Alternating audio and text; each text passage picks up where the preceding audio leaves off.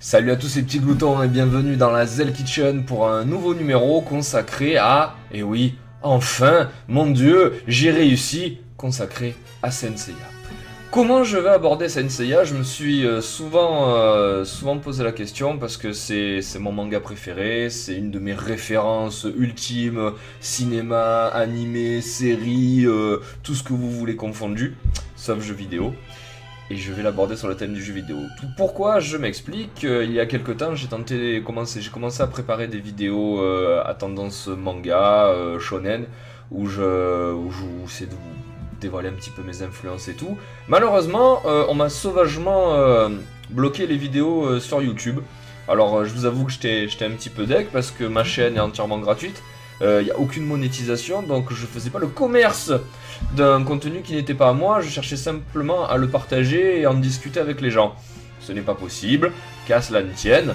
J'ai réussi à contourner le système et finalement c'est par le biais de Saint Seiya Soldier Soul que je vais aborder le thème de Saint Seiya. Je ferai de même avec Naruto. Voilà, donc pour vous parler de manga, j'utiliserai le vecteur jeu vidéo. Alors ce sera un petit peu particulier, alors je fais une intro un petit peu longue sur la première vidéo, mais vous inquiétez pas, après je m'étendrai plus sur le sujet.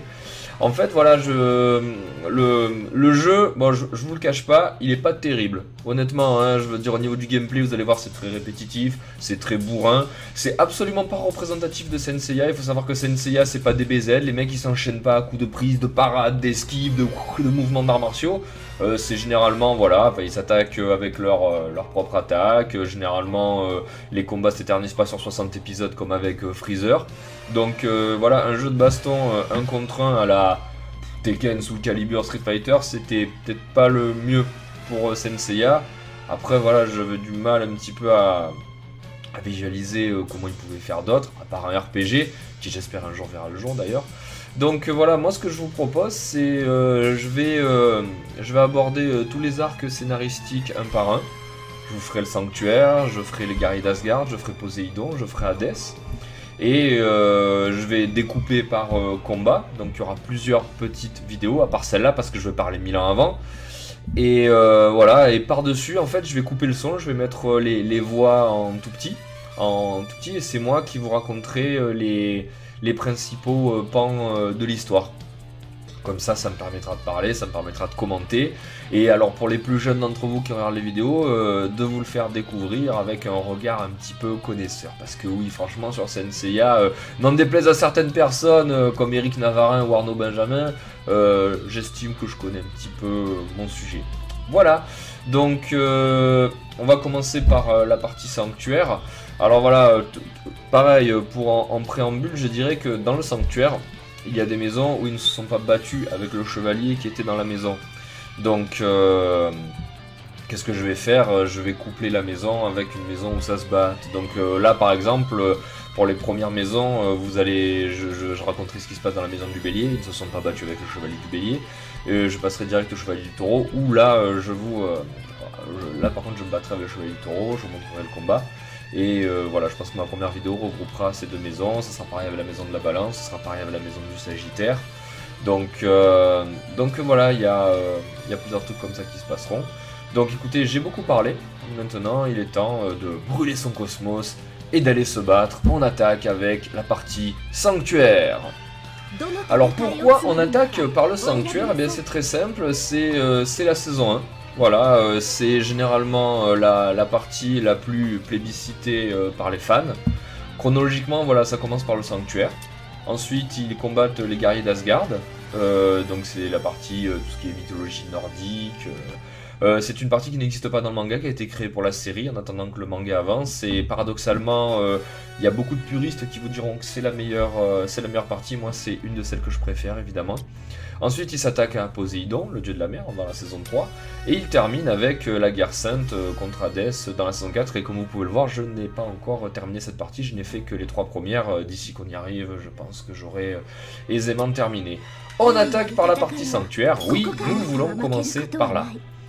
Alors, qu'est-ce que c'est la partie sanctuaire? Alors, donc, le jeu a eu la délicatesse de commencer Senseiya. Alors, vous pouvez lire pendant que je parle, hein, le reste ils ont commencé le jeu avec la bataille des 12 maisons du Zodiac. Tout simplement parce que au début, Senseiya c'est bien, mais c'est pas non plus le top. Ça combat des chevaliers noirs, ça combat des chevaliers de bronze dans un tournoi, ça combat des chevaliers d'argent.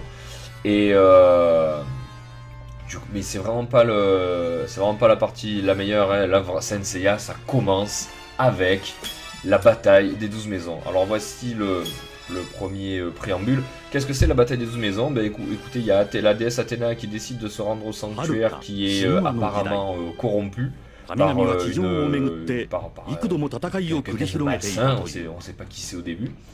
Et en arrivant en bas du sanctuaire, elle se fait attaquer par le Grand Pop. Alors le Grand Pop, qui c'est attaqué par le chevalier sur ordre du Grand Pop.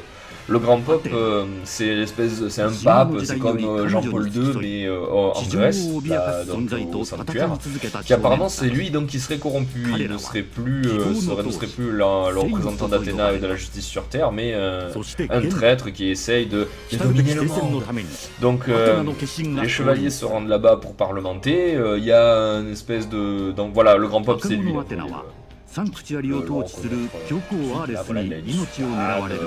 Il a des habits très spéciaux, cérémonieux et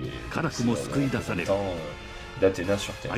Là voilà, là on fait un petit flashback parce qu'on vous raconte que le chevalier d'or du Sagittaire à l'époque s'était opposé à cette personne et donc avait été condamné en tant que traître et avait été exécuté par le chevalier du Capricorne que le Grand Pop avait envoyé pour le buter. Finalement, en fait, il a réussi à se barrer, à repousser le Capricorne et se barrer suffisamment loin pour confier la déesse Athéna, qui était un bébé à l'époque, à un japonais qui ensuite mettra un projet à jour pour former des chevaliers pour protéger la déesse Athéna, mais des chevaliers de bronze, hein, donc des chevaliers en carton qui sont très jeunes. D'ailleurs, il faut savoir que là ça se voit pas trop, surtout quand on voit Iki, mais ce sont des jeunes gens de 13 ans. Donc voilà, après avoir combattu les chevaliers d'argent, donc il y a tout un pan de l'histoire qui est édité. Donc là on arrive au sanctuaire où voilà, donc la déesse Athéna qui a grandi et qui a pris connaissance de ses pouvoirs se fait donc attaquer par un assassin et blessé mortellement. Donc qu'est-ce que doivent faire les chevaliers de bronze pour sauver la princesse Saori? Ils doivent traverser les 12 maisons du Zodiac parce que le sanctuaire, en fait, vous ne pouvez pas prendre un ascenseur ou arriver par avion pour aller directement dans la salle du Grand Pop. Il y a un sort qui fait que vous devez traverser les 12 maisons du Zodiac en 12 heures, hein, c'est très important parce qu'il y a une deadline, hein, sinon la portée dramatique serait moindre. Hein. Il y a une deadline, vous devez traverser en 12 heures les 12 maisons du Zodiac pour arriver jusqu'à la salle du Grand Pop. Les 12 maisons du Zodiac, qu'est-ce que c'est? Ce sont donc 12 maisons, chacune habitée par un chevalier d'or qui représente une constellation astrologique, donc le bélier, le taureau, le gémeaux, le cancer, le lion, la vierge, ainsi de suite. Donc il y en a 12, comme les 12 mois de l'année, comme les 12 signes astrologiques. Et donc il faut battre les 12 maisons. Alors chacune est protégée par un chevalier d'or, et donc pour vous donner un ordre d'idée, un chevalier de bronze c'est une fourmi, un chevalier d'or c'est un éléphant, ce sont les plus puissants sur la hiérarchie. Donc on est bien d'accord que quand on vous pose la donne au départ, 5 chevaliers de bronze contre 12 chevaliers d'or, sachant qu'un chevalier d'or c'est censé pouvoir mettre en déroute une dizaine de chevaliers de bronze, c'est mal barré pour eux. Et c'est tout ce qui fait un petit peu le charme de cette bataille. Et ce qui fait le charme aussi, c'est que chaque chevalier d'or, bon c'est discutable sur certains, ils ont tous été super chiadés, creusés, ils ont tous une personnalité, ils sont tous super sympas. Et c'est ce que nous allons découvrir ensemble. On va commencer avec la maison du bélier. La maison du bélier, alors c'est un épisode qui est un petit peu particulier. C'est la première maison et elle est protégée par le chevalier Mu. Voilà, du bélier, qui a la capacité de réparer les armures. Il faut savoir que... voilà, c'est marqué tout ce que je suis en train de dire. Il faut savoir que... voilà, on représente le chevalier, voilà, il est très féminin, il a des traits très fins, il a les grandes cornes là pour symboliser le bélier, c'est un espèce d'hindou, il a ces deux spots là sur la tête. Alors au début, À part le chevalier du dragon, donc, dont on sait que c'est un ami du maître, personne ne connaît le chevalier du bélier, ils essayent de le raisonner, et bizarrement le mec est au courant. Voilà, bizarrement le mec est au courant que le grand pape est corrompu, que le mal est dans le sanctuaire, et donc il se propose de les aider. Voilà, le chevalier du bélier, vous ne le verrez pas combattre avant la saison 4 contre Hades. Donc voilà, au début il est pacifiste, donc il les aide. C'est un chevalier voilà, qui répare les armures à l'aide de son petit disciple Kiki. C'est le chevalier du bélier dans Omega par la suite. Et donc il leur répare les armures qui sont endommagées par les précédents combats qu'ils ont eu contre les chevaliers d'argent, contre les chevaliers noirs. Et enfin, les d'argent il y en avait pas mal, donc ils ont eu le temps de les leurs armures. Et donc ils décident en 1 heure de leur réparer pour qu'ils aient des armures toutes pimpantes et toutes belles pour aller affronter les autres chevaliers d'or. Voilà, alors les armures c'est les mêmes, voilà, dans toute la première saison nous aurons les mêmes armures. Elles n'évolueront pas encore, mais elles sont censées être plus puissantes, plus solides, toutes neuves. C'est un petit peu comme vous achetez une nouvelle bagnole et qu'elle a des freins et des plaquettes toutes neuves. Vous pouvez aller drifter un petit peu comme vous voulez les premiers temps. Voilà, alors il les met en garde, il leur dit que les chevaliers d'or ils sont beaucoup plus puissants, qu'ils devraient pas arriver à le battre. Sans atteindre le fameux 7ème sens. Le 7ème sens, qu'est-ce que c'est? C'est donc le cœur du cosmos, c'est le surpassement ultime de soi, et c'est une condition sine qua non pour battre un chevalier d'or qui lui par contre est déjà arrivé au 7ème sens, et c'est pour ça qu'il est plus fort que toi. Donc voilà, les chevaliers donc, qui partent avec de nouvelles armures, ils partent avec la clé de la victoire, donc le 7ème sens. Encore faut-il y arriver à ce fameux 7ème sens. Donc là j'essaie un petit peu de meubler pendant qu'il parle. Donc voilà, ça c'était la maison du bélier. Donc je le répète, ils ne se battent pas contre le bélier les laisse passer, le bélier leur apprend le 7ème sens et le bélier leur répare les armures. Et c'est là où nous arrivons dans le premier combat, à savoir la maison du taureau.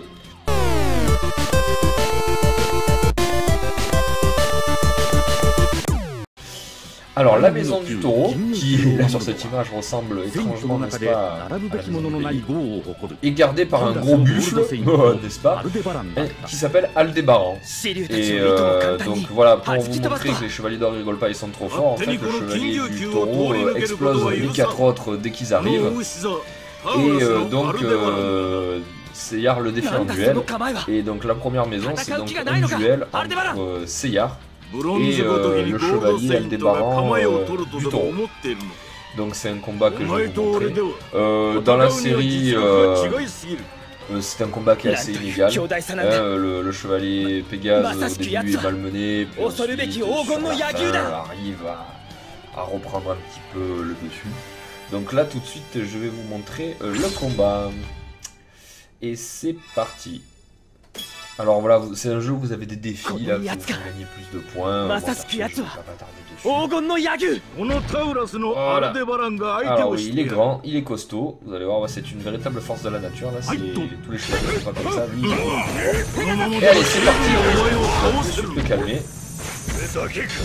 Alors voilà, voilà, ce que je vous disais en préambule, c'est que voilà, ce genre d'échange de coups, ça n'arrive qu'arrive quasiment jamais dans ce genre d'attaque comme ça.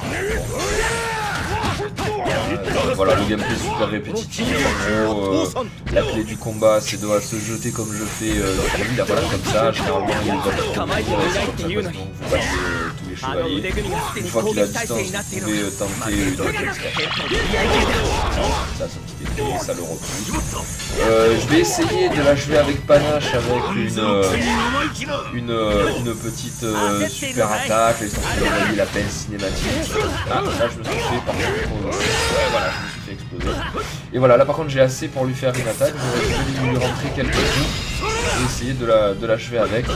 C'est assez compliqué franchement de rentrer les super attaques. Bon, en même temps elles font super mal.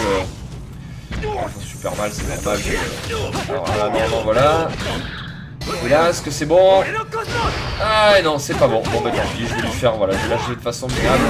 J'essaierai de faire mieux sur le prochain round. Voilà.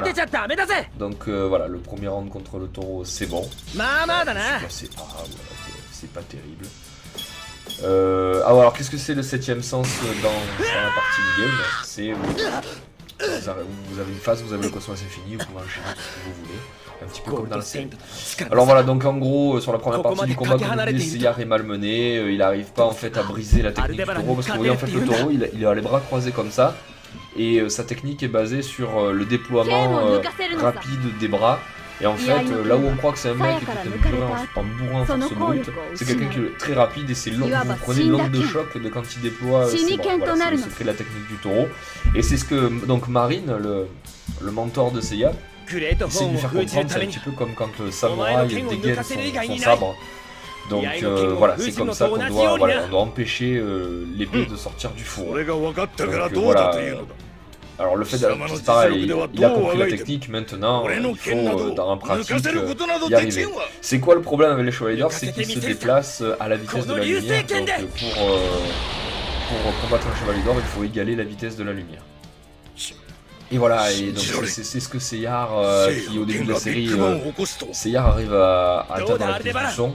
Et donc voilà, il progresse au niveau des combats et là au niveau des chevaliers d'or, il arrive à la vitesse de la lumière. Et donc en fait, le taureau lui dit: si tu arrives à me briser la corne, donc à dépasser ma vitesse, à lui couper la corne, je te laisserai passer. Là on n'est plus dans le combat à mort, on est plus dans le défi. Donc voilà, deuxième partie du combat, Aldébaran est un petit peu plus fort que tout à l'heure. Donc là c'est un petit peu plus dur de le tuer, et ça devrait le faire quand même parce que j'ai bien fait. Voilà. Oh là ouais non là c'est...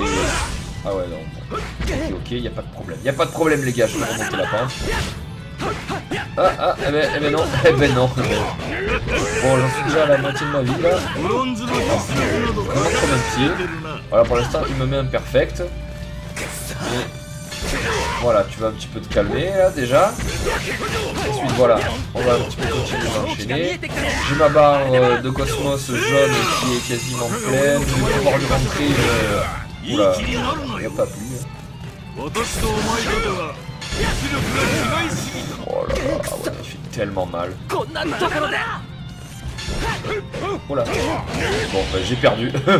Alors voilà, ça c'est tellement laid. Quand vous butez un mec avec un coup un petit peu fort où il part en arrière, il y a marqué Bakun. Mais putain, qu'est-ce que c'est que cette onomatopée dégueulasse.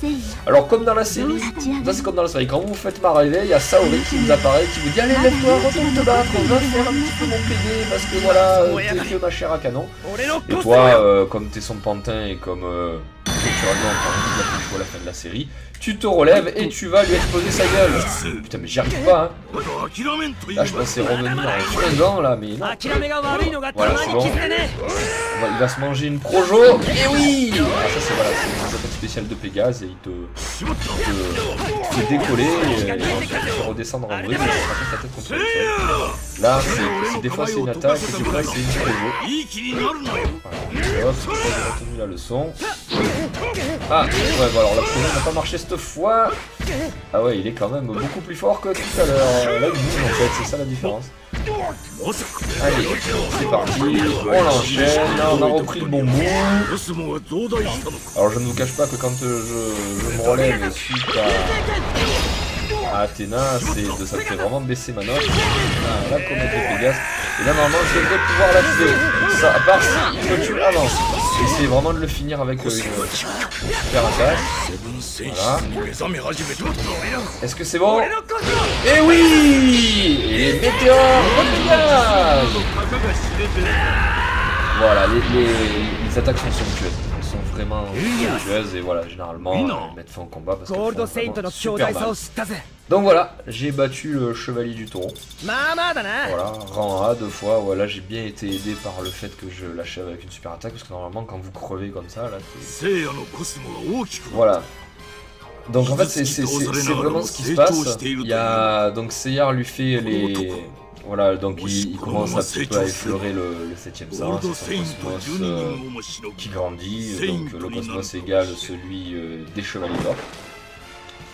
Et il devient tellement rapide que le chevalier du taureau ne le voit pas arriver au-dessus de lui, voilà, pour lui couper sa corde. Voilà. Et ensuite, tout le reste de la série, le chevalier du taureau que vous voyez réapparaître, bien sûr, n'a plus de cornes. Et donc vous voyez apparaître avec ça, il est en souvenir de cette défaite contre Seiya qui lui a appris que voilà, ben, que les chevaliers de bronze étaient vraiment des exploits pour sauver Athéna. Il va se garder sa corne coupée. Donc voilà, en fait, vu qu'il a réussi son défi, il lui dit voilà, c'est bon, tu peux traverser la maison du taureau. Si vous voulez, les deux maisons que je vais vous montrer, c'est assez symbolique de la bataille du sanctuaire. Comme je vous l'ai dit au début, normalement, ils auraient jamais pu traverser les 12 maisons avec 12 chevaliers au top de leur forme et qui les empêchent de passer. En fait, si vous voulez, le chevalier du taureau, lui, il est au courant aussi que le sanctuaire il est corrompu. Là, en fait, il testait juste Seiya.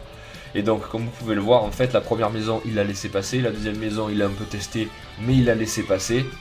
Donc, en gros, enfin, voilà quoi, ils en ont pas battu beaucoup au final, vous le verrez par la suite, c'est surtout des chevaliers qui étaient au courant des faits et qui les ont laissés passer. Voilà, bah écoutez, alors attendez, je vais sortir du jeu. Voilà, s'il te plaît, hop, voilà, merci. Hop, je vais revenir sur ma scène. Ouais, parce que putain, je sais pas comment on fait pour ce putain de jeu. Mais merde, mais tu me fais chier. Pour le foutre en fenêtré avec la manette. Hop, voilà, je reviens sur la caméra. Donc voilà, c'était le premier épisode de la Zell Kitchen sur Saint Seiya Soldier Soul. Voilà, je vous ferai découvrir un petit peu tous les chevaliers qu'ils ont combattus, plusieurs maisons à la fois, etc. Et vous pourrez vous mettre à jour si vous ne connaissez pas Saint Seiya. Je vous invite quand même à regarder la série, c'est beaucoup mieux que mes vidéos. Et surtout, c'est pas par le biais de ce jeu qui est relativement moyen. Moi, vraiment, j'y trouve mon compte parce que je suis à 2000, j'adore faire les attaques, j'adore revivre la série et tout. Mais clairement, c'est pas un jeu qui procurera beaucoup de plaisir aux néophytes. Je vous le dis honnêtement, optez plutôt pour Naruto, qui est un jeu beaucoup plus abouti et que je vais vous faire découvrir également. Voilà, c'était le premier épisode de Saint Seiya Soldier Soul. Il y en aura beaucoup d'autres après. Moi, je vous fais de gros bisous. Je vous dis à bientôt pour une prochaine vidéo. Bye bye!